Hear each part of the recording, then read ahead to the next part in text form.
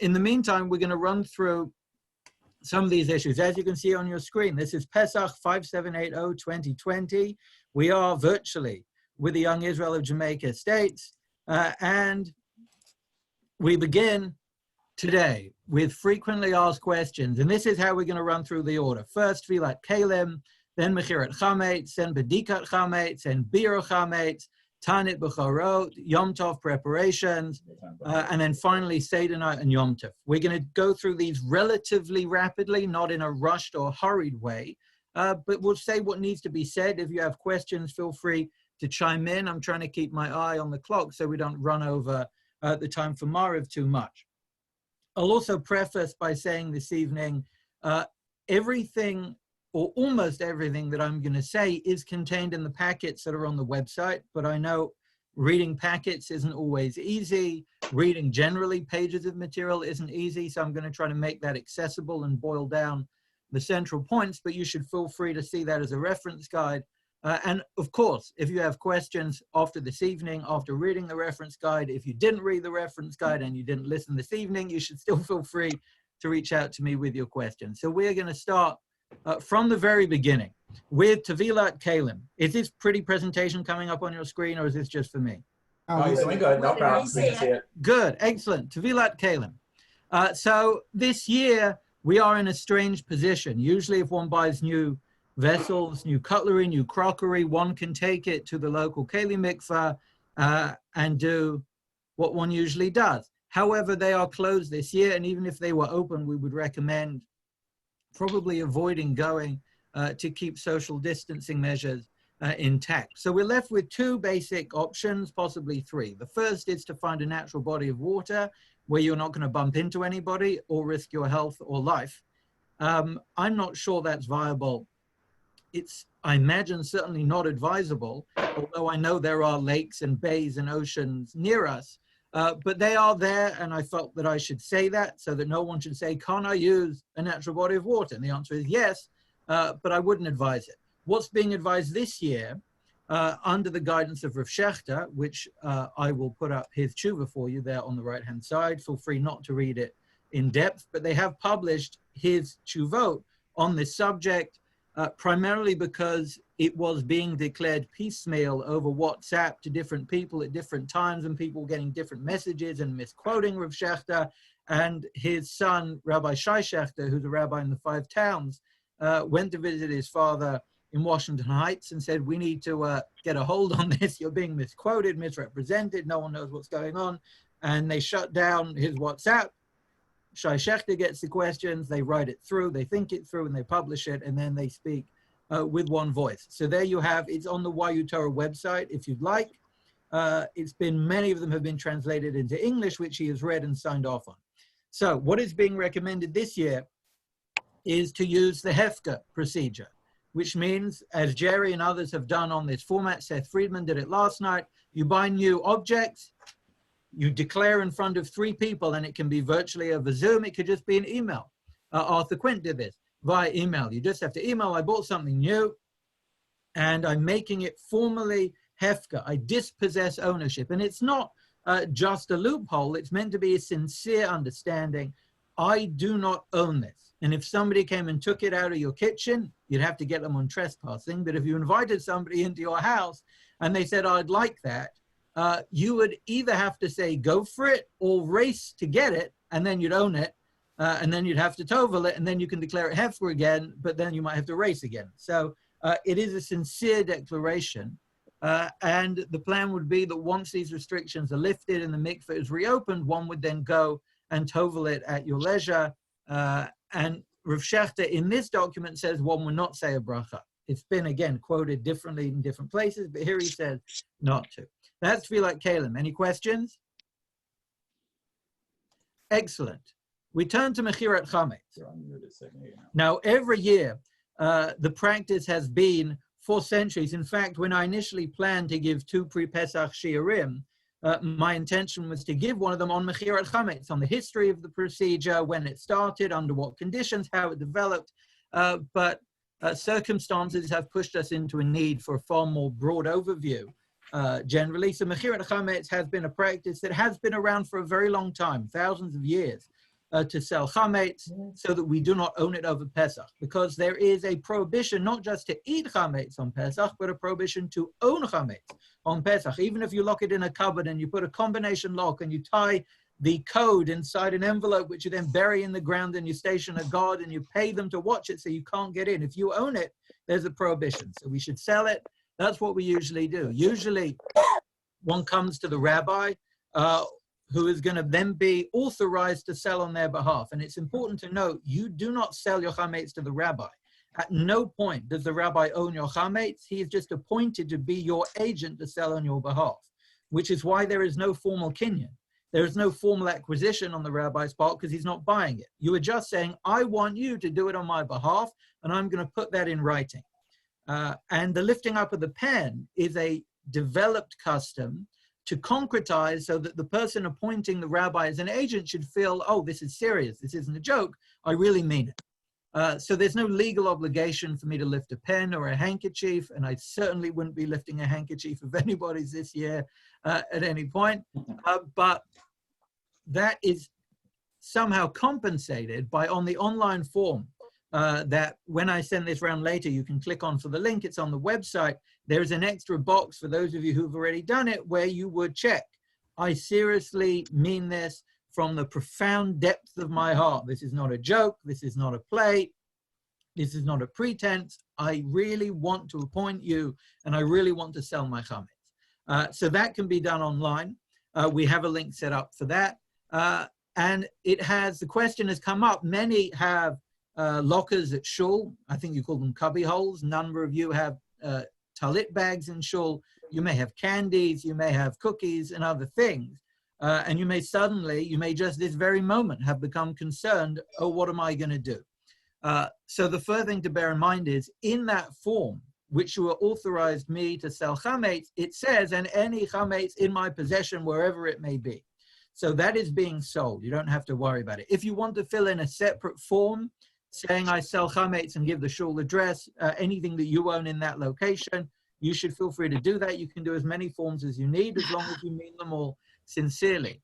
I will also do an extra form for any rights that I have in the shul, and I'm going to invite Sammy to do the same, maybe Michael as well as treasurer, so that we've covered all our bases, but that would be a layer on top of layer, of precaution. I think it's what the Supreme Court Justice Antonin Scalia called belt and suspenders precautions, meaning you don't need both, but some people do it anyway because they're worried about it. Anyone know what a suspender is? Braces. Call them braces. Oh, you call them braces? No, you call them braces. We call them suspenders. Oh, I've been here too long. I get confused of what we call which. Yes, but that's what he said. Okay. If for some reason you are unable to access the online link, you have a personal stringency never to use the internet, or you know of people who are in that position, or they're of an age or generation or disposition in which they do not find technology accessible, they should feel free to call me or email me. I've had a couple of people who have a traditional chametz sale form. They took a picture of it and they sent it to my phone. They texted it, and I put it in the file with everything else. So that's all going to go. So you should feel free to tell people to call me and appoint me, even if they can't make it. It has been noted, there are some who have the custom that they never sell chametz gamur.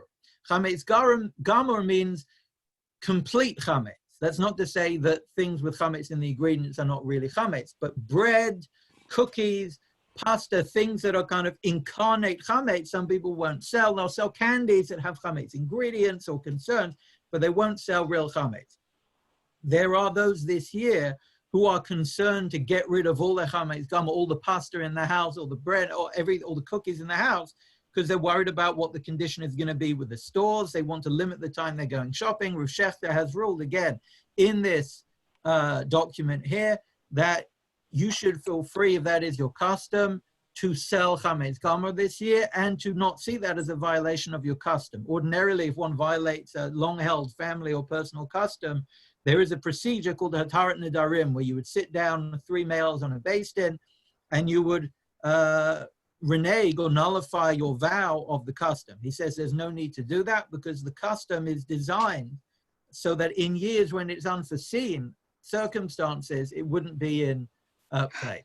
So that's number 2. Any questions on Mechirat Chametz? No. Excellent. We now turn to number 3, Bedikat Chametz.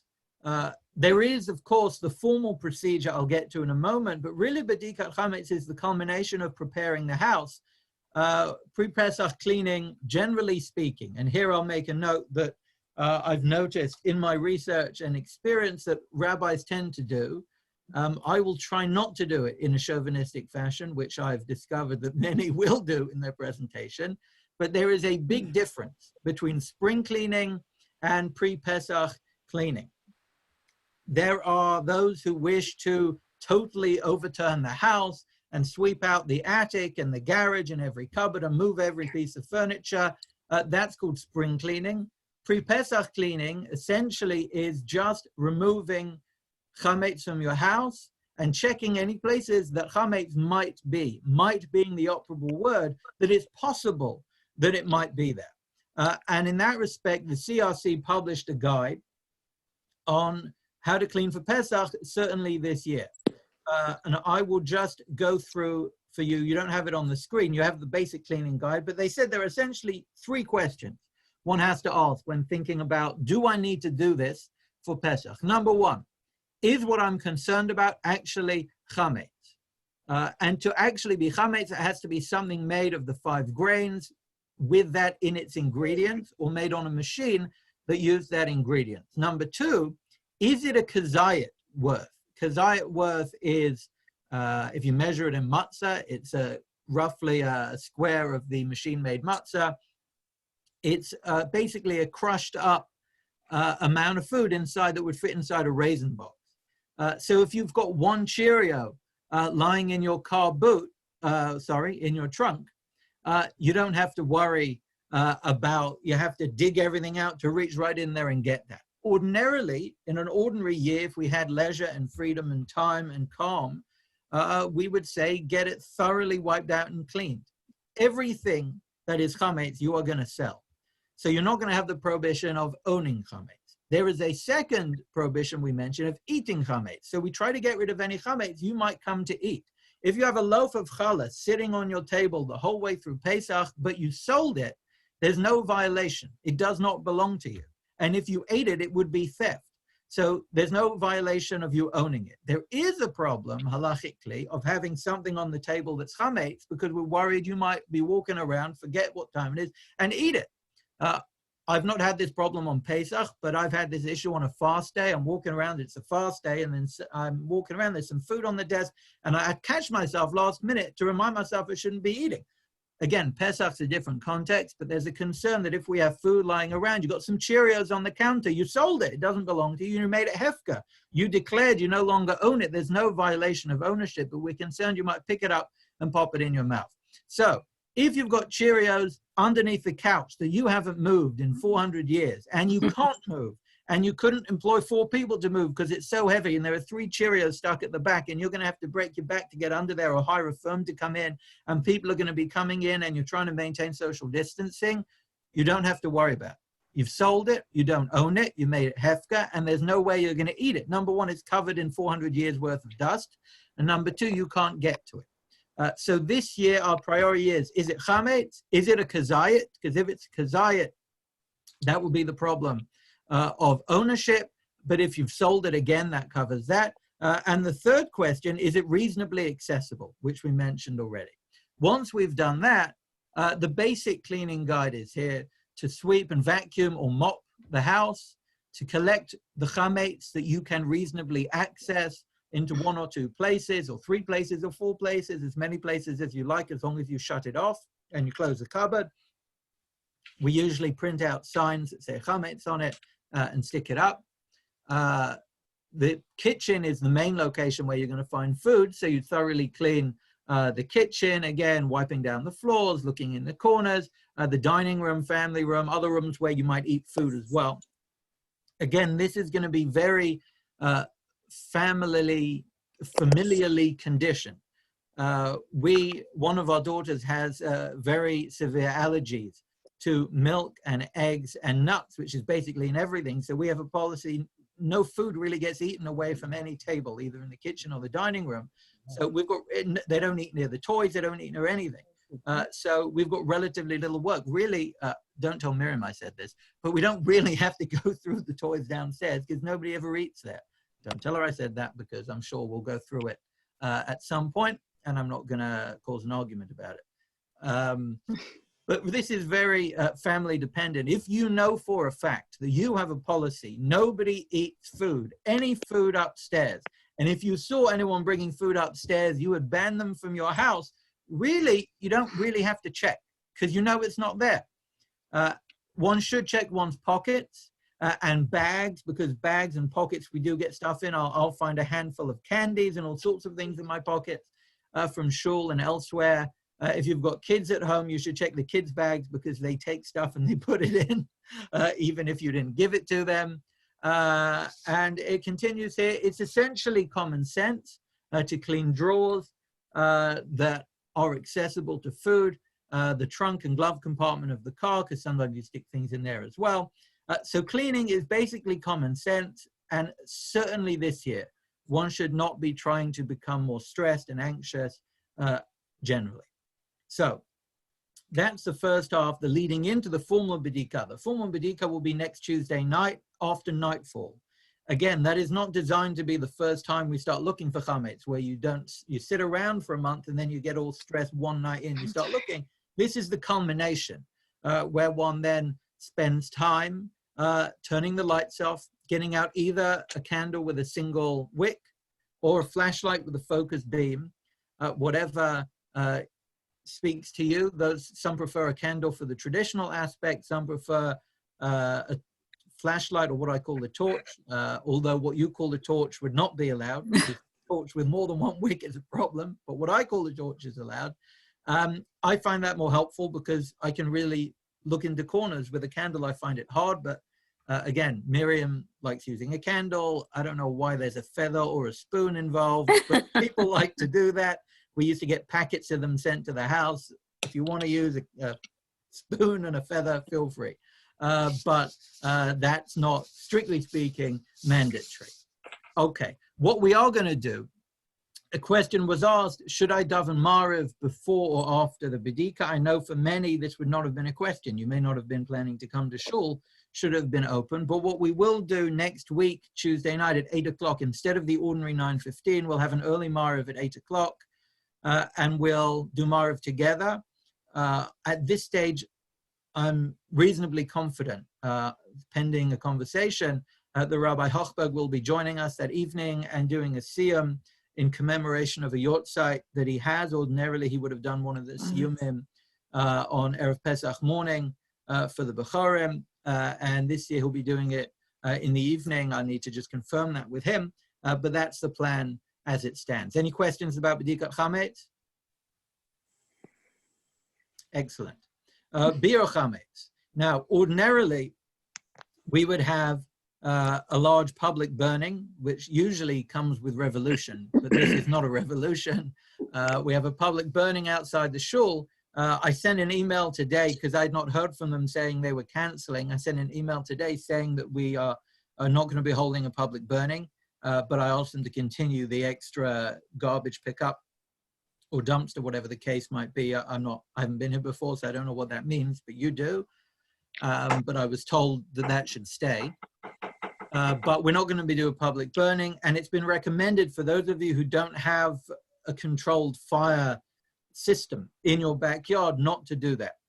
This year, again, we have the advice of Rav Shechter on the right-hand side, where he says that there are different ways to deal with it, and he's recommending that one should really take just about a kazayit of chametz, one slice of challah, a nice sized piece of challah, and crumble it down into crumbs so it doesn't block up the pipes, and flush it away into the sewage system. And that's fulfilling the directive of Chazal to destroy. The most ideal situation would be with fire, but this year we are trying to avoid public gatherings, and we're trying to keep ourselves safe, and having fires would not necessarily be the safest way to do this in an uncontrolled way. Any questions about Biur Chametz? Okay. We turn to the Tanit of Bechorot. There are, how many firstborns we got here? Raise your hand. Any firstborns? Excellent. I can't see all of you, but I've got a couple of hands up. I'm a firstborn as well, so ordinarily I'd be fasting, and I'm usually famished by about 7:30 when we make the siyum, and then we can officially eat. So usually, of course, one would come to shul. If one's the firstborn, there would be a siyum at the end. We would participate, and then we no longer have to fast. This year, we're not in shul, but under the guidance of Rav Shechter, Rav Willig, and again, many authorities, there have been different recommendations. One is we've got a week, just over a week, one can do self-study. I've got here, and it's in the packets as well, Rabbi Mordechai Torchner from Toronto, who's the Rosh Kollel there. Did I say his name wrong? Torchiner. Thank you. So Rabbi Torchiner from the Toronto YU Toronto Kollel has recorded a 3.5-hour shir, which sounds very long, but you complete the entire Masechta and you can listen to it in bits. If we've got a week, that's half an hour a day from now. I think he's got 20 minutes per daf. The whole Masechta Tamid is 8 daf, and he did a accessible brief overview, so you can do that and do your own siyum if you like.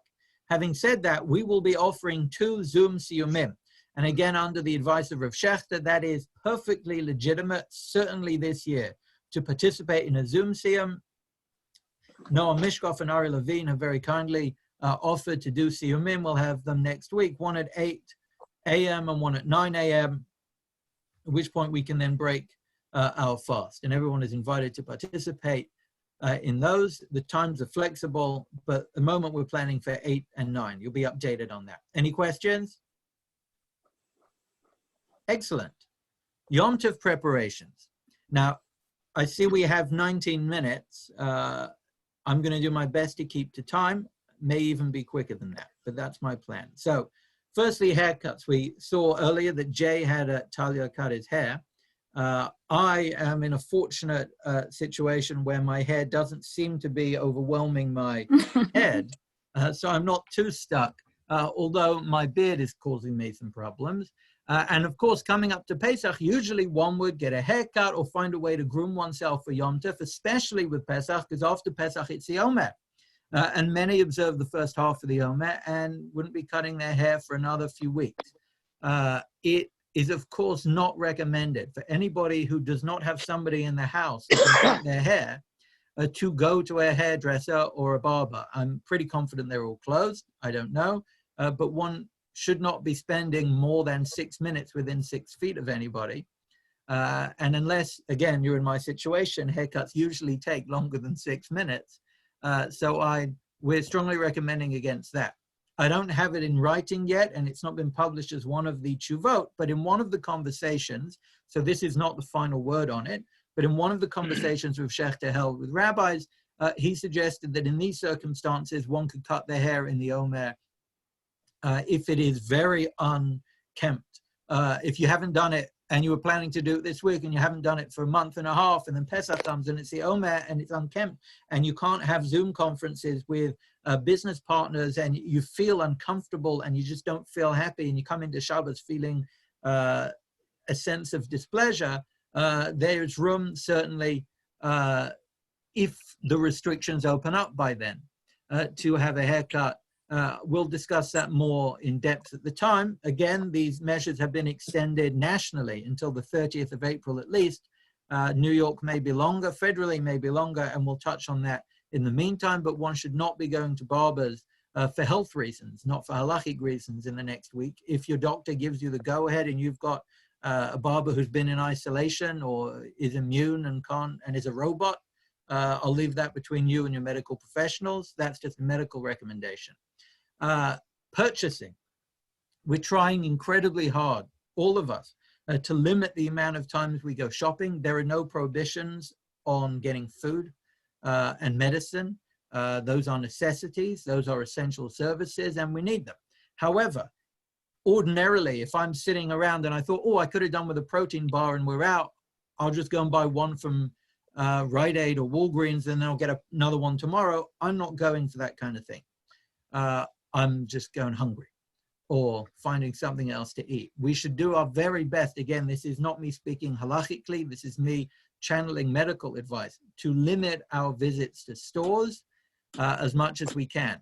So ordinarily before Pesach, we may have spent 2 weeks every other day going to the store. Oh, I saw this. Oh, I saw that. Oh, I want this. Oh, someone told me they've got that. They're stocking this. In a time of anxiety,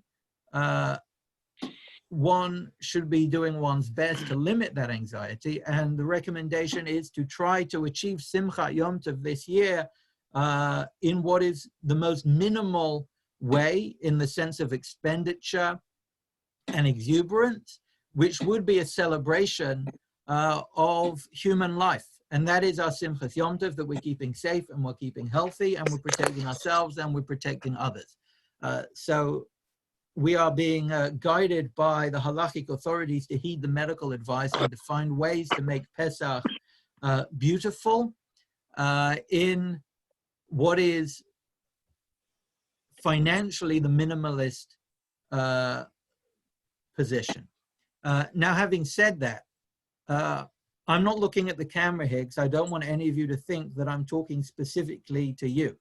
But I do want everybody to know that this is an incredibly unusual, unexpected, difficult, challenging time for many people, and for many people who would never expect to find it challenging. If you feel that you could do with assistance, not that you're in need, and it's incredibly hard to feel that one should ask for help because you may be living in a home that you feel undermines your capacity to ask for help, but that is not the case. If you feel that you are financially in a precarious situation, even in a way that you could do with loan help, I'm not going to implore you because I don't want to burden you, but I will invite you to feel absolutely free of any guilt of any sort in sending me an email or giving me a call, or if you prefer, and you may well prefer, and I will not take it personally in the slightest, if you want to call Rabbi Hochberg because you feel like you have a longer relationship and you don't want to be vulnerable with myself, I would 100% understand that. I'd invite you to either speak to Rabbi Hochberg or myself. The shul is in a position where we are able to assist you. That's what we're here for. And there are organizations right now that are gearing up to help people who wouldn't ordinarily need help, both with foodstuffs and produce and financial assistance. So again, I invite you, or if you know somebody who's in a position, to invite them if you would think they would be comfortable you doing that, to reach out. Okay. The products list I did put out on the website. It is not exhaustive, it is not comprehensive, but it's just a basic brief list. Somebody pointed out it looks like I put more attention to the kosher teas than the kosher coffees. And I won't say, I will neither deny or agree to that, but there was a coffee that doesn't need a special kosher Pesach extra that I left off. I can't remember what it's called now, but it's in the OU guide. You feel free to consult the full guide. Now, Yom Tov preparations question. Okay.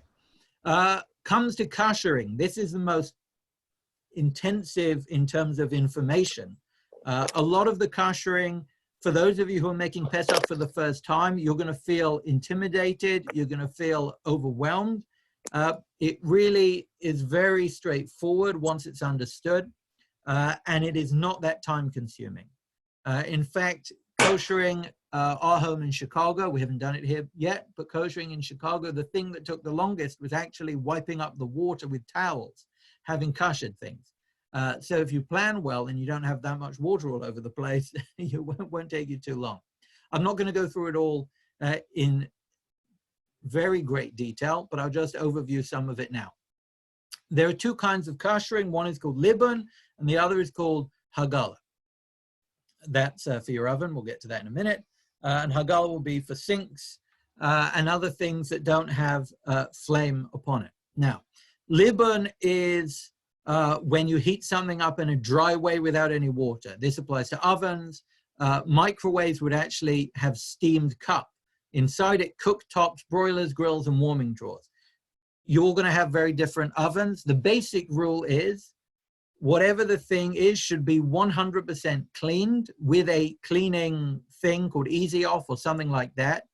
If after 2 hard goes at it, there's stuff not coming off and there are stains on there, you don't have to worry about it. It's been completely, the taste has been messed up with the Easy Off twice. It's not coming off. You don't have to worry about that. After the item is cleaned, it should be left for 24 hours without being used. And then you set whatever it is on the highest temperature. If it's an oven, you put it on the highest temperature for an hour. If it's a cooktop, you'll put one of the gas lights on, or the electric ovens on the hottest setting for 15 minutes. A warming drawer you put on the highest setting for 2 hours. This is all in the packets online.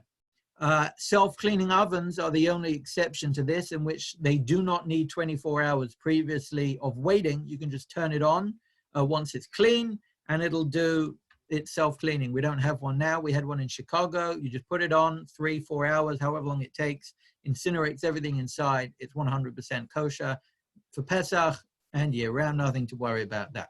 Hagala is something you can do in your very own kitchen if you've got cutlery. And you've got year-round cutlery made of metal, and you want to use that metal, and it doesn't have deep grooves in it that might have chametz caught in it. It's just clean metal that you want to use for Pesach. Boil up a pot, any pot really that's clean, that hasn't been used for 24 hours. Boil it up to a rolling boil. Put in your cutlery. Make sure that every piece of the surface get touched. You can use the tongue. You can put it in a net and shake it about loosely. Then you take it out, rinse it under cold water. That's kosher for Pesach. And usually, this is a little collector's item detail. Usually, if something became meat and you wanted to use it for milky, we would say you're not allowed to kosher it and shift it to milky, even though strictly speaking you could, because we don't want people to get confused about what's what. When it comes to Pesach, if you kosher items, you've got milky cutlery all year round. You don't really use it very much. You decide you're going to use it for Pesach. It's clean, you kosher it, you can then designate that for meat. You can shift meat and milk when you kosher for Pesach. Sinks and countertops, stone countertops can be koshered. There was only one real, I guess, big change I made to Rabbi Hochberg's very comprehensive, excellent pre-Pesach guide, which was I added Korean countertops to the things that can be koshered for Pesach. I don't know how many of you that makes a difference to. I don't have a revolutionary mindset about it. I just, in Chicago, we had Korean countertops and we koshered them, and I felt it was insincere for me to put on that you should not be allowed to kosher your Korean countertops when I've been doing that for years. If you've held a standard that you have not done that for years and you feel that that's your position, you should feel free to maintain that. But I've put it in the guide that as long as there are no scratches or nicks within the Korean surface, it can be kosher. To do that, one has to boil up a kettle or a big pot of water, and while it's boiling, lift it up with oven gloves and pour it very gently across the surface. Again, make sure to have towels in all the strategic places, and you'll kosher it that way. There's miscellaneous at the bottom there, but that's all in the guide. There's a lot to think about there. Now, this I was sure I was going to forget to mention, so I put it right there. This year we will be making an Erev Tavshilin because second day Yom Tov is Friday, heading into Shabbos. We want to be able to prepare for Shabbos. We'll be making an Erev Tavshilin on Wednesday. The instructions to do that are in the guide, in the packet, and online, and you should feel free to reach out to me in that regard as well. Any questions? Oh, Harold asked about knife sharpeners. If you have a knife sharpener and it's clean, you can use it for Pesach. As long as it's completely clean, there's no problem in using that for Pesach. And if you bought a new knife sharpener, as long as it's never touching any of the food, it's just touching knives, you actually don't need to take it to a keli mikveh either. Okay, yes. Any questions? Yes. Yes. Rabbi Hochberg used to always say, if you forgot to make an Erev Tafshilin, please see me. And somehow magically he would make an Erev Tafshilin for you. Do you know I think he actually said, please see me, and then he told you off for not doing it. I think that's what he used to do. It never happened to No. me, but I'm sure that's it. Right. Also, Yes. Sorry. Also, can you possibly send out a reminder of an email for Erev Tavshilin? And of course, I think there's an extension of what Ellie was saying, is that when you make your Erev Tavshilin, you will have the entire, community in mind as well. I always have you all in mind, everything I do. Yes, I will. No problem. And the truth is, if you have a look in the text that everybody recites, it includes everybody in the neighborhood. So we're all covering each other. And so whereby Hochberg, when he said, come see me, again, I didn't consult with him, Ellie, but my assumption is he said, okay, I've got you in mind, you're covered. And we've all got each other in mind, and don't worry about it. But we should do our best to make our own one, because we want to be self-reliant while we are also making a gesture for caring for others at the same time. But I'll send out a reminder email. I'll have you all in mind. Okay. Rabbi Lerner, soda stream machine, if a new bottle was used, can that be used? If a what was used? A new bottle. Oh, so I don't have a soda stream machine, so I'm not quite up with the technology. It's in the packet under miscellaneous. It can be used is the answer. You could double check that on the packet, but that's what we have for you. Yeah. Was there somebody else? Yeah. Did you ever hear of using like an electric steamer to kosher granite or stone counters? Yes. Sorry, I didn't mention this. We're running up on the time, so I skipped it. Apologies. Yes, there is a permissibility to use steam of a high temperature to kosher counters. The assumption made by the halachic. Say again. Say again. Yes, so the assumption made, sorry to leave you hanging in suspense, the assumption made by the halachic authorities who've tested them is that these steamers that one can buy regularly do not get hot enough. The steam doesn't depart hot enough to kosher the counters, but industrial made steamers have been given hechshers to do this. It seems like a rabbinic ploy to take ownership and regulation of another industry, but it's meant with the most sincere intention to make sure people have kosher counters. Again, this year it's not going to be possible. I don't know what's regularly done here. In Chicago, there was a group who went to the CRC, got their steamer approved, and for $50, they'd come around and they kosher all your counters. And for the last 2 years in Chicago, that's what we did. We had some guy come around, he koshered our counters. They've got a special industrial thing that the steam collects under a square mechanism, and you do bit by bit by bit by bit with a huge steaming mechanism. They made a lot of money, saved me a lot of cleaning up and problems, but it is doable, but it has to be an approved steamer. So that's the answer to that. Any other questions? Yes, I have a question. Not sure if this is true, but I heard that there's a different procedure. There's a possibility of koshering dishwashers for Pesach for use during Chol HaMoed that have stainless steel, but do have perhaps vinyl coated racks. Do you know anything about that? Yes. So there was Rav Shechter put out a tshuva this year about koshering dishwashers. Ordinarily, his view and others in America have the view koshering dishwashers shouldn't really be done in an ideal sense. In Israel, the mainstream view seems to be a bit more liberal in that regard. Here it seems to be a bit more conservative. But for Pesach, he said, as long as there's no glass or plastic or earthenware innards to the machine, it's metal basically, anything that one can kosher, there is a leniency to kosher it for this year, and I can follow up with you on the details of that. Thank you. Plastic racks. No problem. So plastic's a question whether you can kosher it or not. In my own home, I do kosher plastic. Again, I'm not going to For those of you who have the practice not to, I'm not going to impose a new practice on you. For those of you who've not yet established a view on this, I'm happy to have that view for you as well. I'll follow up with how to do dishwashers another evening because we've got 1 minute left. I'll try to get through this, but I'll make a note of anything we don't get to. I'm happy to make a note, and of course I'm happy to follow up with you later. Okay, so now we're on to number 7, and this, how many of you have seen this letter? Give me just a signal if you've seen this letter come out. So last night, the rabbis in Bergen County, Teaneck, released their own letter in terms of guidelines for what to do for the Seder. This is an excruciating communication. This was actually put out not by Teaneck. This was put out in what has been termed by many rabbis in a miraculous document, because it is a document in which the most right and centrist of the Orthodox organizations have gotten together, from the Lakewood yeshivas and the Agudas Rabbanim to the RCA and the OU and Young Israel, and released a statement together encouraging everybody to stay home. That doesn't mean that no one should go for a walk and take a breath of air and feel like they're in lockdown, but to the extent that medically we are being guided not to have any guests for Seder, and this is going to be very difficult for people. It will mean for a number of people doing Seder by themselves.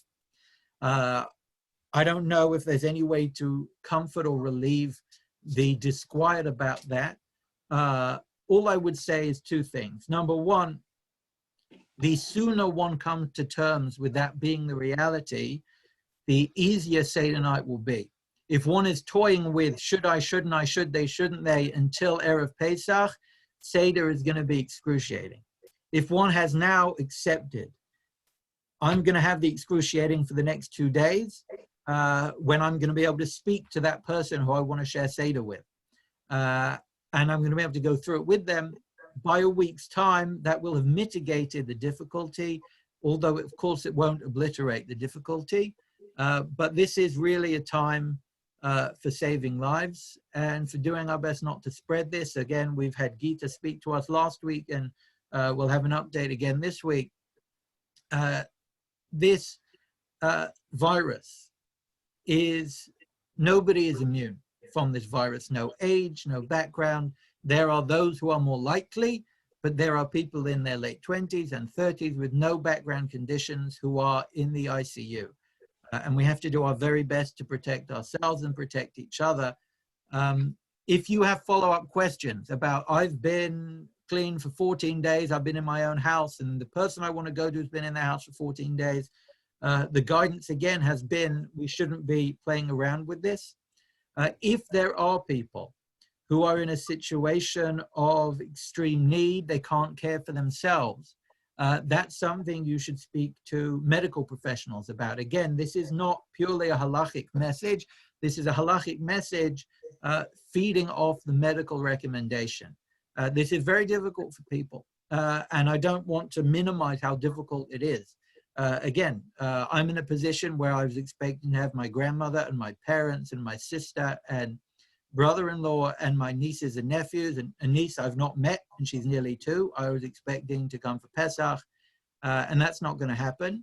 I then thought my in-laws would come and join us, and they're not going to join us because of this position in which we are encouraging to the point of near insistence that we do our very, very, very, very best, however difficult it is, not to get together for Seder and to have quiet Sedarim. There are stories going around citing the Lubavitcher Rebbe as inspiration, who spent at least 1 year having Seder by himself instead of with his students or disciples or friends after his wife passed away.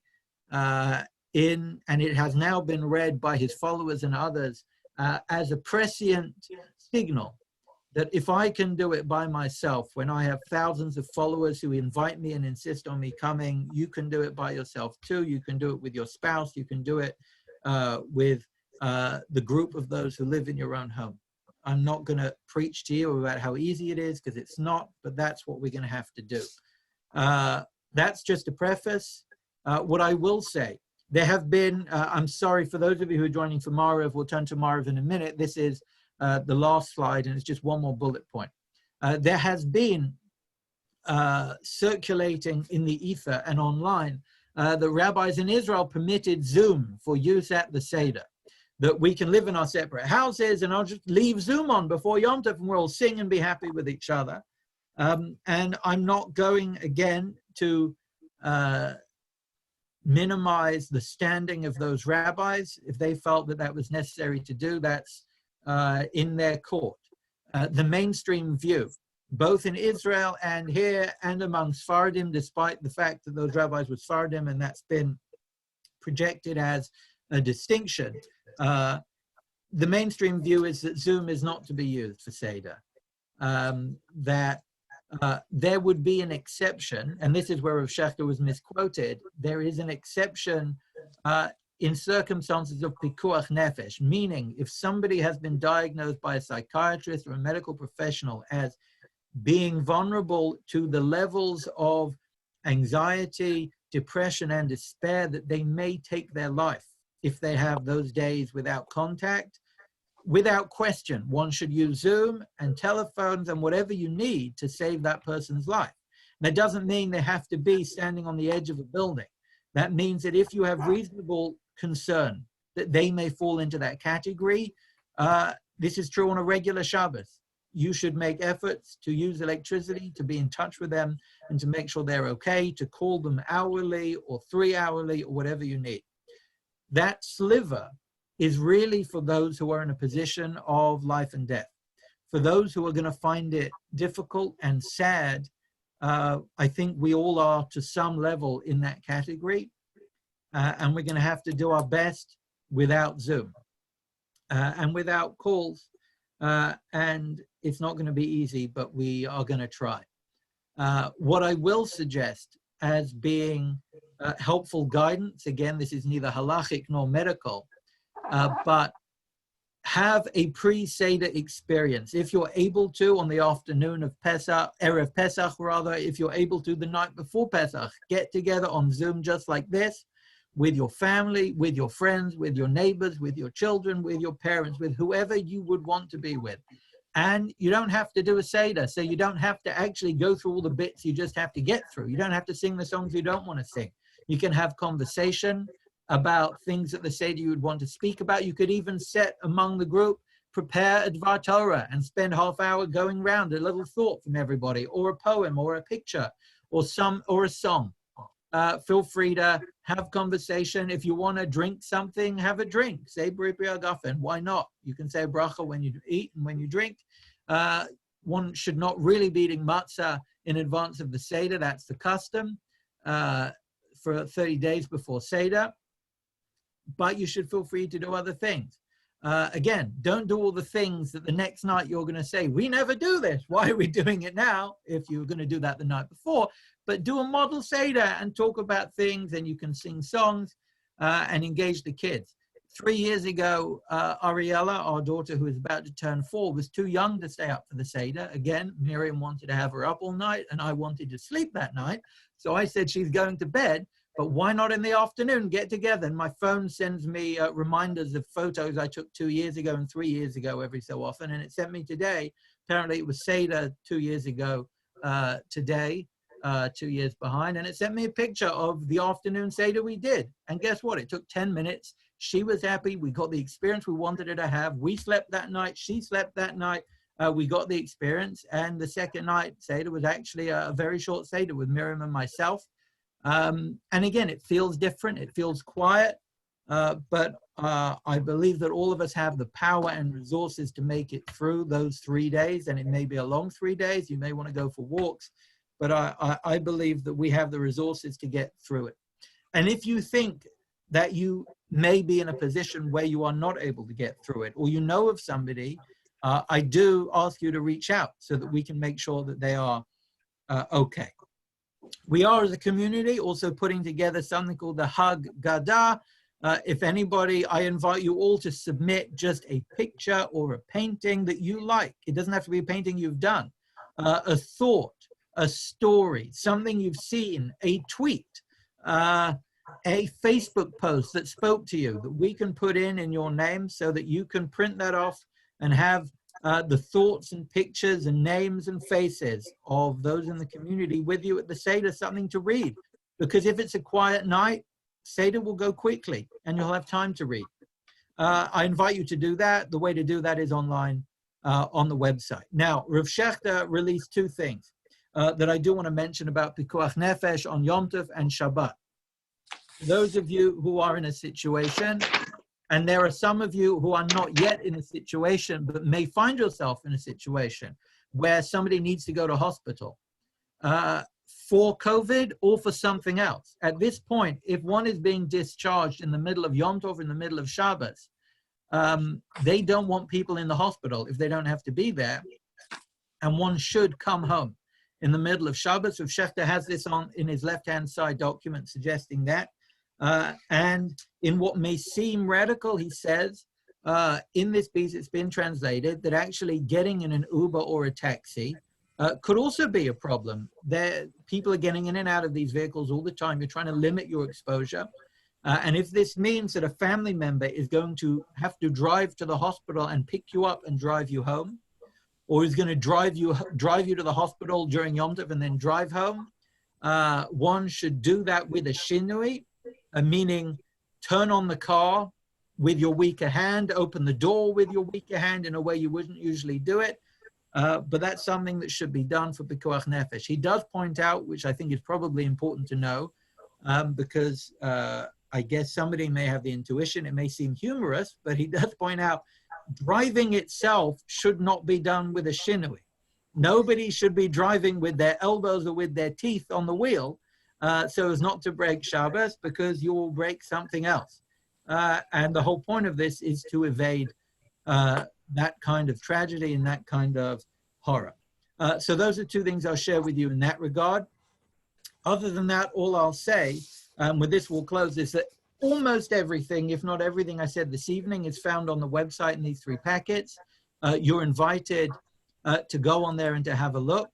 I'll now end screen sharing because that's the end of that presentation. I want to thank you for your attention, and I invite, if you've got any questions, I'll do 3 minutes and then we'll do Mara. Is there a million chats that I've missed? Yes. Okay, let me just look through the chats. If you have a question, feel free to chime in. Okay, Bill, I'm not sure which Bill, asked, I do not plan on being in my office next Tuesday. Must I go in or can I do it at an earlier time? Are you talking about the search?